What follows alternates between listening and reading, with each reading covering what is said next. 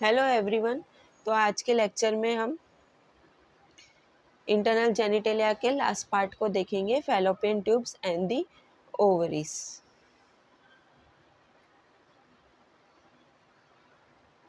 Fallopian tube. The fallopian tube, also called as oviducts or the uterine tubes, lie in the upper border of the broad ligament, extending laterally from the uterus, opening into the abdominal cavity near the ovaries. It is the pair of muscular hollow tubes in the female reproductive system that connect the ovaries to the uterus. Okay. इस picture में आप एक tubelike structure देख सकते हो। ये होलो और muscular tubelike structure है which is 10 to 13 centimetre long, और ये यूट्राइन कैविटी और यहाँ पे ओवरी आती है। ओवरी और यूट्राइन कैविटी को ये कनेक्ट करता है, कनेक्शन फॉर्म करता है, और ये यूट्रस के लेटरली साइड से एक्सटेंड होके एब्डोमिनल कैविटी में एंटर करता है जहाँ पे ओवरी लाई करती है। ठीक है। Functions to assist in the transfer and transport of the ovum from the ovary to the uterus. Right, यहाँ पे ओवरी लाई करती है, तो जैसे ही ओवम रप्चर होगा तो ये फिम्ब्राइज स्ट्रक्चर जो है फैलोपियन ट्यूब का, ये ओवम को रप्चर करता है और यहाँ से इसका ट्रांसफ़र होता है यूट्राइन कैविटी में। Next, act as a site of fertilization ampulla. तो ये एम्पुला पार्ट जो है वाइडेस्ट पार्ट है फैलोपियन ट्यूब का, तो यहाँ पे फर्टिलाइजेशन होगा ओवम का। ओवम का फर्टिलाइजेशन होगा through the sperm. After the intercourse sperm enters into the vagina, then the uterus and into the fallopian tube, और इस पार्ट में आके एग का और स्पर्म का फ्यूजन होके फर्टिलाइजेशन होगा। और if after the fertilization it will transfer and helps to transfer it into the uterine cavity, then the fertilized ovum will then implant into the uterine cavity. Next, nourishment and movement of the fertilized ovum toward the uterus for the implantations, right? After the fertilization in the ampullary part of the fallopian tube, the ovum will transfer into the uterine cavity और वहाँ पे जाके वो implant हो जाएगा। Next, anatomical structure देख लेते हैं। Fimbriae, infundibulum, ampulla and isthmus, ये चार पार्ट है फैलोपियन ट्यूब के। Fimbriae, infundibulum, ampulla and the isthmus. Okay, now जैसे कि हमने प्रीवियस स्लाइड्स में देखा था कि जैसे ओवरीज में से ओवम का रप्चर होगा, ओवम रप्चर होके रिलीज होगा during the process of the ovulation, तो ये जो फिंगर लाइक प्रोजेक्शंस है, ये फिंगर लाइक प्रोजेक्शन ओवम को कैप्चर कर लेती है। Right, it is the finger like structure which is ciliated projections which capture the ovum from the surface of the ovary. Okay, जैसे यहाँ से ओवम का रिलीज होगा तो फिंगर लाइक प्रोजेक्शन है, ब्लू पोर्शन में आप देख सकते हैं, ये ओवम को कैप्चर कर लेते हैं।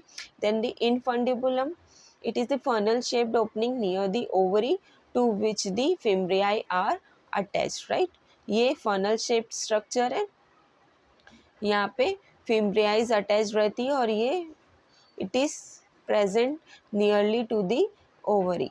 Ampulla, it is the widest section of the uterine tube. Fertilization usually occurs here.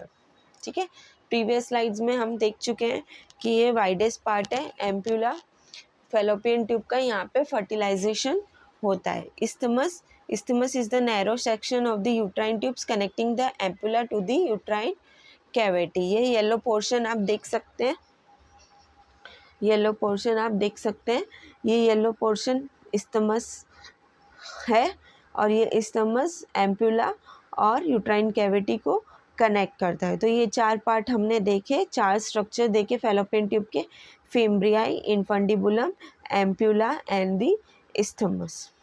Next relations देख लेंगे, anterior, posterior and superior.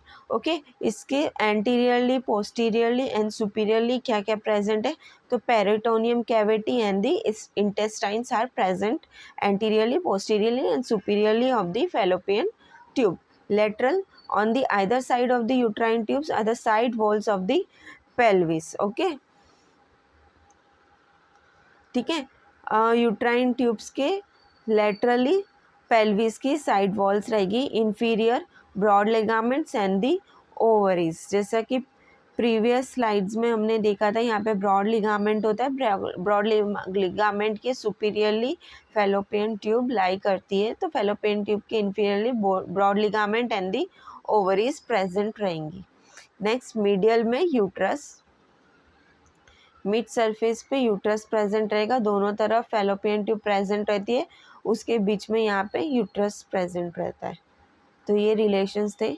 Then the blood supply, arterial supply हो रही है थ्रू दी यूट्राइन और दी ओवेरियन आर्टरी के through, और venous drainage mainly via the uterine and the ovarian vein. जो blood supply यहाँ पे फेलोपियन ट्यूब को मिल रही है वो ओवेरियन आर्टरी और यूट्राइन आर्टरी के थ्रू मिल रही है, और जो वेनस ड्रेनेज हो रहा है वो भी यूट्राइन वेन और ओवेरियन वेन में ड्रेन हो रहा है, और जो लिम्फेटिक ड्रेनेज हो रहा है वो iliac artery then sacral and aortic lymph node से हो रहा है। The next part we will see the ovaries. Ovaries are the pair of female reproductive glands situated on the either side of the uterus located in the pelvis. Okay, तो ovaries है, ये दोनों तरफ present है, पैर gland है, ठीक है, दोनों तरफ यूट्रस के दोनों तरफ प्रेजेंट है। इसको फीमेल सेक्स ग्लैंड्स भी बोलते हैं क्योंकि ये सेक्स हार्मोन्स रिलीज करता है, इस्ट्रोजन एंड प्रोजेस्टेरोन, राइट। तो ये पेल्विस में लोकेटेड है और यूट्रस के दोनों साइड पे ही प्रेजेंट है। इसका मेजरमेंट देख लेंगे। Length is 3 centimetre, it is 1 centimeter thick and 1.5 centimeter wide. Next, function of the ovaries. The primary function of the ovaries is to nurture and prepare oocytes for the process of ovulations. ठीक है, तो ये क्या कर रहा है, इसका main function क्या है कि ये स्ट्रक्चर आप देख सकते हैं ओवरीज का, तो इसके अंदर न्यूमरस फॉलिकुलर सेल्स प्रेजेंट रहते हैं और हर फॉलिकुलर सेल्स के अंदर एक oocyte प्रेजेंट रहता है, मीन्स कि एक एग शेल प्रेजेंट रहेगा, और ये एग सेल को यहाँ पे नर्चर करेगा, उसका मैच्योरेशन प्रोसेस होगा, ग्रोथ एंड डेवलपमेंट होगा, ताकि ओव्यूलेशन हो सके, और ओव्यूलेशन के टाइम पे ये सेल रप्चर होके एग रिलीज हो सके।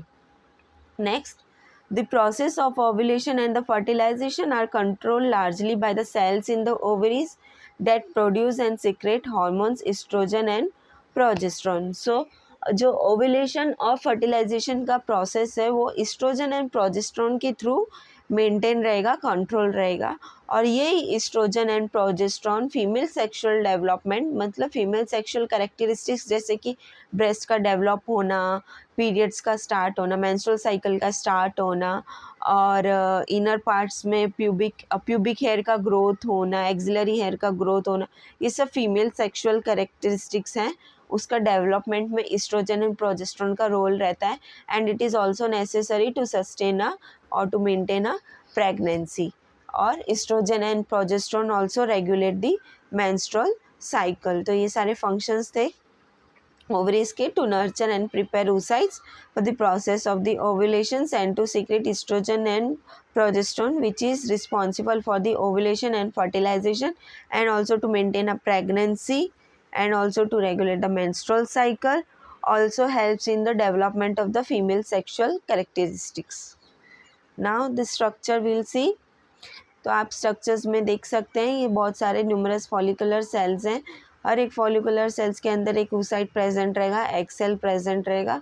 पहले ये प्रीमोडियल फॉलिकल रहेगा, देन प्राइमरी फॉलिकल रहेगा, और वो जैसे जैसे ग्रोथ होता रहेगा सेकेंडरी में डेवलप होगा, then secondary follicular will develop into mature, then after maturations follicular cells will get rupture और ovum released होगा।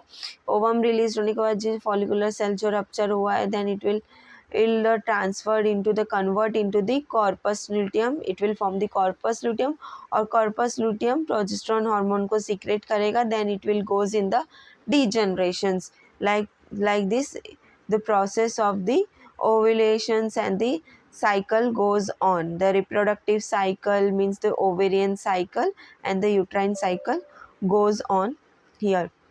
the primary follicular primordial follicle will convert into primary into secondary will grow into the Graafian, means mature follicle, then it will get rupture, then egg will be released.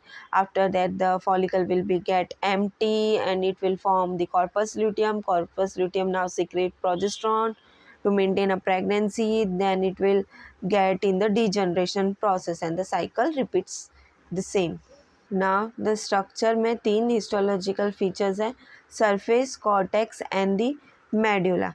So surface is formed by the simple cuboidal epithelium known as germinal epithelium. Underlying this layer is a dense connective tissue capsule.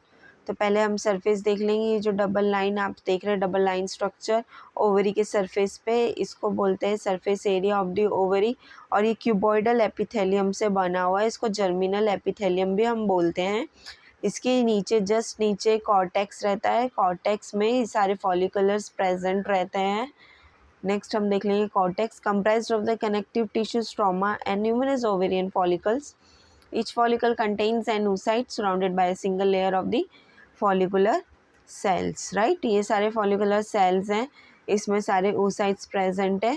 ये जो आप pink colour के portion में देख सकते हैं सब follicular sales हैं. On the yellow one is the oocytes.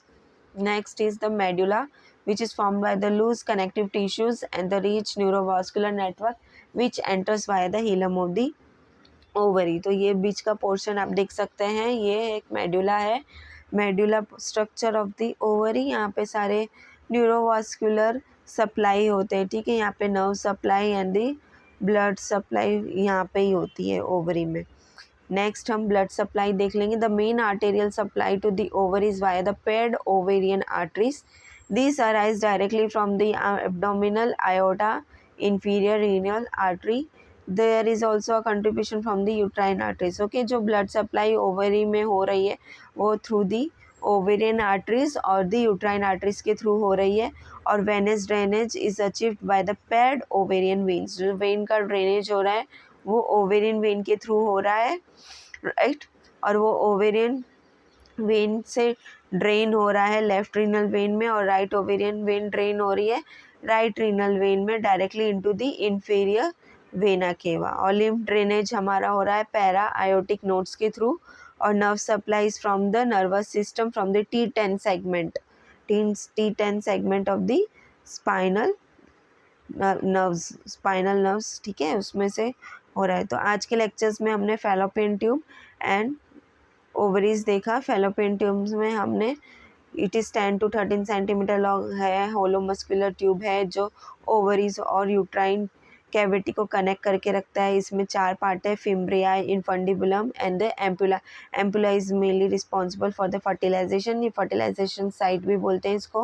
उसके बाद आता है इस्टमस जो कि एम्पुला और यूट्राइन कैविटी को कनेक्ट करके रखता है. नेक्स्ट हमने इसके फंक्शंस देखे, ट्रांसफ़र और transport of the ovum from the ovary to the uterus. Ovum के ट्रांसफ़र के लिए काम आता है from the ovary to the uterus. फिर act as a fertilisation, nourishment करता है और मूवमेंट अलाउ करेगा ओवम का यूट्राइन कैविटी में ताकि इम्प्लांटेशन हो सके फर्टिलाइज्ड ओवम का. नेक्स्ट हमने इसके स्ट्रक्चर्स देख लिए हैं ऑलरेडी. और इसका blood supply mainly through the uterine artery and the ovarian artery के थ्रू हो रहा है. Venous drainage uterine vein and the ovarian vein में हो रहा है. नेक्स्ट ओवरीज पेड ग्लैंड है, रिप्रोडक्टिव फीमेल रिप्रोडक्टिव ऑर्गन के, और दोनों लेटरली साइड पे यूट्रस के लेटरली साइड पे लोकेटेड है. और 3 centimeter in length, it is 1 centimeter thick and 1.5 centimeter wide है. ये इसके फंक्शन है to nurture and prepare oocytes for the process of the ovulation. Next estrogen and progesterone को रिलीज़ करेगी जो कि हेल्पफुल होता है ओव्यूलेशन फर्टिलाइजेशन प्रोसेस में. फीमेल सेक्सुअल कैरेक्टरिस्टिक्स को डेवलप करेगा, प्रेगनेंसी को मेंटेन करेगा और मेंस्ट्रुअल साइकिल को रेगुलेट करेगा. नेक्स्ट इसके स्ट्रक्चर्स देखे थे, which contains the numerous follicular cells and each follicular cells have 1 oocyte inside. ठीक है, फिर जैसे जैसे ये मैच्योर होगा ग्राफिन फॉलिकल बनेगा, it will get then rupture, then the egg will release and egg will transfer into the fallopian tube then to the uterine cavity. और उसके बाद में ये empty follicular corpus luteum form करेगा. Then corpus luteum will secrete the progesterone and it will get degenerate और यही process लगातार continuously cycle के फॉर्म में चलेगा। नेक्स्ट हमने ब्लड सप्लाई देखी। Blood supply is mainly through the ovarian artery and also there is a small contribution through the uterine arteries, और venous drainage भी ओवेरियन वेन के थ्रू हो रहा है और नर्व सप्लाई T10 सेगमेंट से हो रही है। आई होप ये लेक्चर में आपको फीमेल रिप्रोडक्टिव सिस्टम के इंटरनल ऑर्गन्स के बारे में डिटेल में इंफॉर्मेशन मिल गई होगी, फैलोपियन ट्यूब एंड ओवरीज के रिलेटेड। और अगर आपको ये पीपीटी आपको चाहिए तो मैं वीडियो के लिंक में वीडियो के डिस्क्रिप्शन बॉक्स में मैं पीपीटी की लिंक शेयर कर दूँगी। Thank you.